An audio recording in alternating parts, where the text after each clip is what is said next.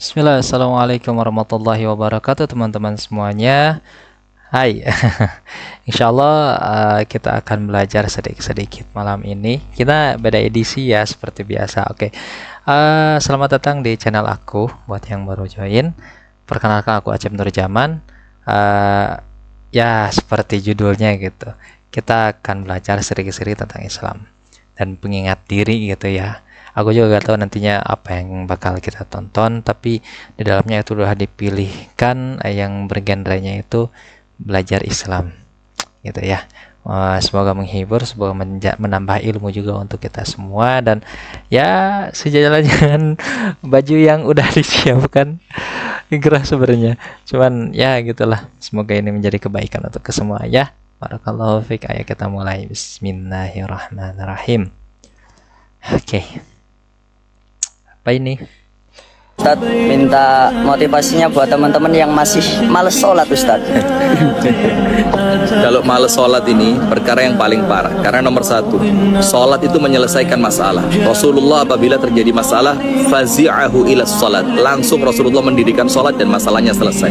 Nomor dua, sholat ini adalah memperbaiki semua urusan. Awwalu ma yuhasabu bihil abdu yaumal qiyamah sholatu.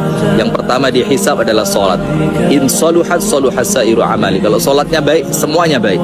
Maka artinya kalau sholatnya sudah males, maka semuanya sama Allah dibikin males. Dan yang terakhir, sholat itu adalah hubungan seorang hamba dengan Allah. Apabila sholatnya baik, maka keterikatan dia dengan Allah pasti baik. Maka senantiasa sholat, jangan lupa sholat, tetap semangat. Kalau lagi males, paksain. Insya Allah berkah dunia akhirat. Barakallahu fiik. Jazakallah Ustaz. Masya Allah, ini benar ya teman-teman.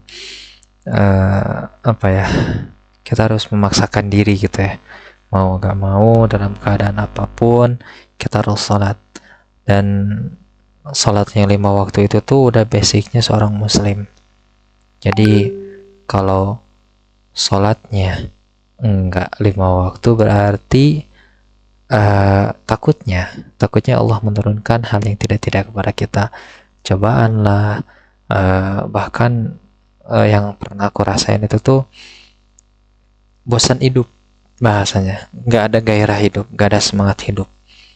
Itu yang aku rasain, dan memang itu tuh karena memang ketika itu aku udah lagi nggak sholat gitu, lalai lah bahasanya ya, seperti itu teman-teman. Jadi sholat ya.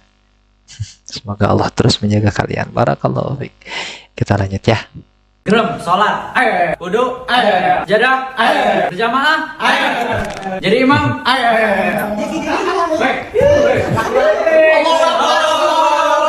semuanya koma. Rata-rata kayak gitu ya. Mau jadi makmum aja gitu, pas datang langsung iqamah gitu. Ayo siapa ya kayak gitu. Kenapa orang-orang suka ngopi? Karena kadang kita ngantuk, kadang kita capek, kadang kita puyeng, dan kadang kita suka ngerasa kecil ngelihat orang lain pada berhasil. Padahal kita juga lagi berproses untuk menuju tujuan yang sama. Kok mereka cepat? Mungkin mereka lewat tol. Kita lewat Pantura. Jadi santai. Kita kan nggak dijualin tanah, nggak dikasih relasi. Kita cuma tahu gimana cara berdiri di atas kaki sendiri. Pengen apa-apa kita pendem, diomongin kita diem. Kita harus bisa buktiin bahwa kita bisa nikmatin benih yang kita tanam tanpa bantuan orang dalam. Pikiran boleh kacau, tapi Jo harus selalu. Selam Jo. Nah, makasih Bang. Insyaallah tetap berproses ya teman-teman ya. Karena Allah bersama kalian. Allah bersama kalian terus-menerus, tidak pernah putus. Kita yang sebenarnya menjauh itu tuh kita, bukan Allah yang menjauh. Allah itu tuh sebenarnya selalu di dekat kita, mau gak mau, tahu gak tahu, itu nyatanya gitu. Selamat apapun kita bergeraklah, karena aku pun ya bicara di sini tuh bukan udah berhasil gitu, tapi mengajak untuk terus lebih baik gitu ya, karena setua apapun, semudah apapun kalian, tidak ada kata terlambat. Karena kematian pun tidak ada kata terlambat, kapanpun dan siapapun dimanapun gitu ya. Jadi semangat. Ya. Emang benar kalau kita di dunianya sering baca Al-Quran, terus hafal Al-Quran, emang pas kita meninggal Al-Quran bakal jadi sahabat kita terus nolongin kita. Iya, kalau nanti Ara misalkan Ara teh rajin baca Al-Qurannya gitu ya, nanti teh Al-Quran teh bakal jadi syafaat, Pak. Syafaat itu apa, Pak? Syafaat teh penolong. Jadi nanti bakal nolong Ara di akhirat, tapi bukan cuma sekadar baca. Apa? Jadi gini, kalau misalkan Ara sekadar baca, tapi nggak ngerti isinya, terus misalkan bacaan di Al-Qurannya nggak diamalin, ya nggak akan ada juga nanti akan jadi penolong. Diamalin tuh apa, Pak? Diamalin itu jadi sama Ara teh dilakukan ya, misalkan yang ada di tulisan di Al-Qurannya, misalkan jangan berbuat ria kayak kemarin ngaji. Nah kalau Ara lakuin di dunia, Ara tahu itu tulisan di Al-Quran, baru nanti Al-Qurannya jadi sahabat. Sama kayak Ara berteman. Kalau Ara berteman sama orang, cuma baca doang gitu ya, namanya cuma Ara baca doang, Ara kenal doang, tapi Ara nggak paham orangnya, itu bisa disebut sahabat nggak? Enggak. Yang disebut sahabatnya yang gimana? Yang udah kenal, udah jadi temen. Udah paham, Udah ya kan? paham, Nah gitu. sama Al-Quran juga, nanti Al-Quran nolong Ara teh kalau Ara paham di dalamnya. So kalau misalnya Ara paham di dalamnya mah, Al-Quran teh beranggapan bahwa Ara teh memang sahabatnya. Sama aja kalau kayak Ara berteman gitu ya, kan ada yang kenal aja, ada yang sahabatan. Bedanya apa sih? Kalau sahabatan pasti paham kita kan. Iya, udah kenal. Nah kayak misalnya Ara mau nolong orang di satu kondisi gitu ya, ada yang Ara kenal aja, terus ada sahabat Ara, dia tuh minta tolong, yang pertama Ara tolong yang mana? Yang sahabatnya. Hah? Yang sahabat Ara. Kenapa? Karena udah kenal. Gitu ya teman-teman ya. Kalau membahas tentang Quran itu tuh panjang. Karena benar gitu, syafaat dari Al-Quran itu memang ada slotnya gitu, dan benar tadi analoginya gitu. Al-Quran bakal menolong kita kalau kita jadi sahabatnya. Itu, ya itu benar ya, itu langsung dari Rasulnya kita bilang. Jadi salah satu penolongnya itu tuh ketika kita pengen aman kita nanti di yaumil akhir gitu ya, kalau Al-Quran, Sunnah, dan berpegang kepada Allah. Itu. Dan yang jadi pertanyaannya, sejauh mana kita sudah dekat dengan Al-Quran?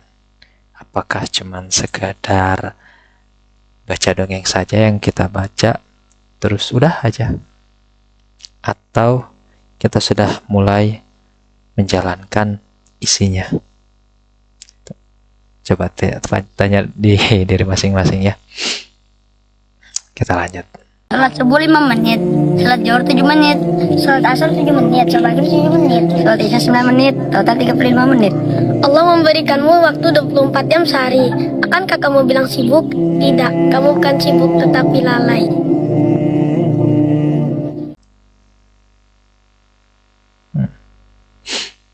Kalau kita main hitung-hitungan nyata gitu ya, ya benar sih 35 menit berbanding 24 jam. Paling berapa persen? Paling 1% gitu kan waktu yang diambil buat beribadah dalam satu hari. Kebanyakan kan tidur kan? Kebanyakan tidur, kebanyakan kita mencari nafkah, maksudnya bekerja atau yang lain gitu.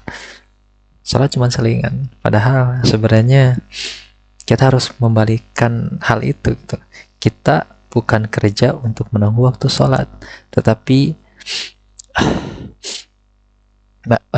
kayaknya kebalik ya. Kita bekerja itu tuh, kita sholat itu tuh bukan spare waktu gitu, tapi kita bekerja itu tuh menunggu waktu sholat. Ya, kita mengisi waktu sebelum waktu sholat itu dengan bekerja dan hal yang bermanfaat. Itu yang harus kita tanamkan di diri kita sendiri. Ya, itu yang mulai aku tanamkan sebenarnya.